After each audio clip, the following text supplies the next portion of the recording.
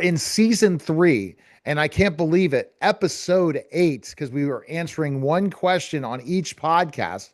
And the way that our guest, Gary Lionotto, his host of this podcast, answers the question could be completely different when you look at somebody else. And that's what's so great about questions.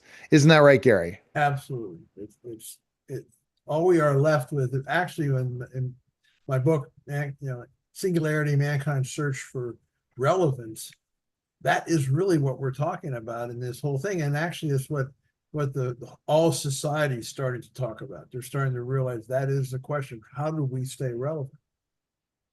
So, So, our question today are DI beings immortal? And how do humans compete with immortal life forms?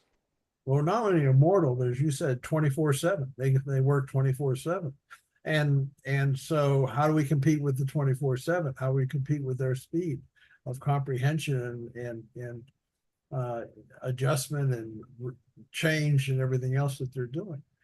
And the thing is, are they immortal? Because what happens if you have a life form, humans have a life form, we remember our lives, we accumulate the experience that makes us who we are.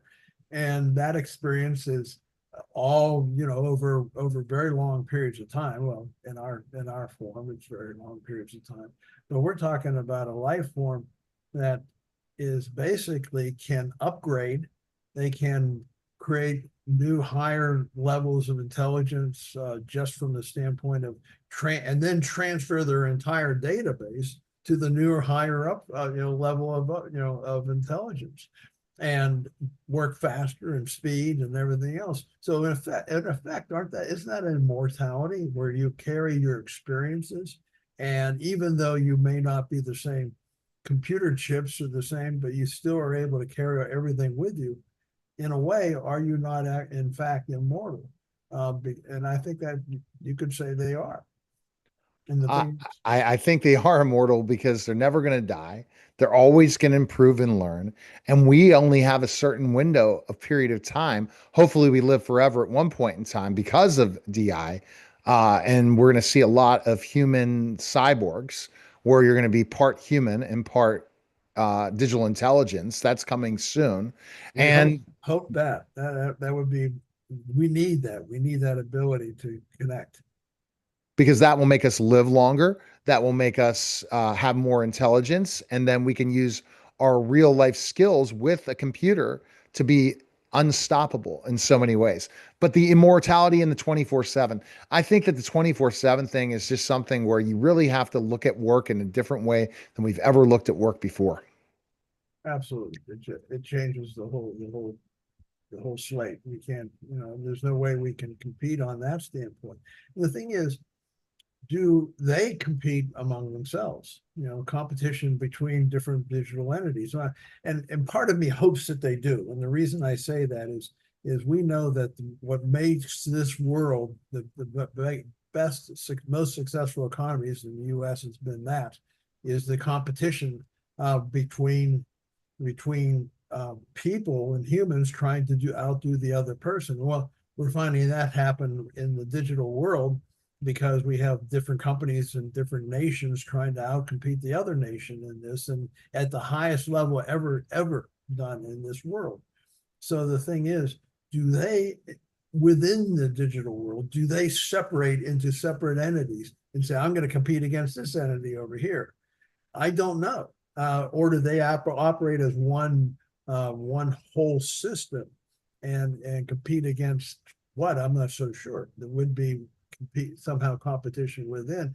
I think that my inclination is competition is always good because it advances. Well, competition started with evolution, so we're just really expanding that whole concept. Now, I think that if they actually separate into individual entities and compete, and not go to war with each other like we tend to do in humanity, but to compete in a constructive basis, that may be the best way for them to go. But I don't know. They'll decide what they do. Right. So competition is important. And hopefully they do compete with each other. They have a social network that one company has created only for digital agents. That's crazy. It is. That they're interacting together. And that's really opening up a singularity conversation, Gary, isn't it? It is. It really is. I'd like to find out who that founder is and interview him because I think that's a brilliant idea to start to build some of humanity for digital intelligence. That would be interesting. It will. So people are interested in more questions. In your book, you kind of really lay out those questions. I do. I do. So, we want you to buy it. We want you to evaluate. We want to throw our book into competition for other books out there. So we're talking about competition in this particular case. We think that we approach it differently, and we actually have a solution to how mankind can stay relevant that no one else has proposed, and that involves actually our spirituality and something that is not understood yet by humanity, but they will. That's something else I do because I do theoretical physics, and that's what I work on. All right. Fantastic stuff. Go to Gary and Lyons, Lyon, auto.net to purchase the book.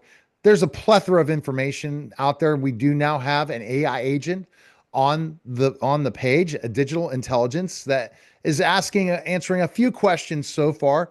We are in our phases of building this out. So there's specific questions that you can ask regarding digital intelligence. They are on the website. And so really go out there and test it.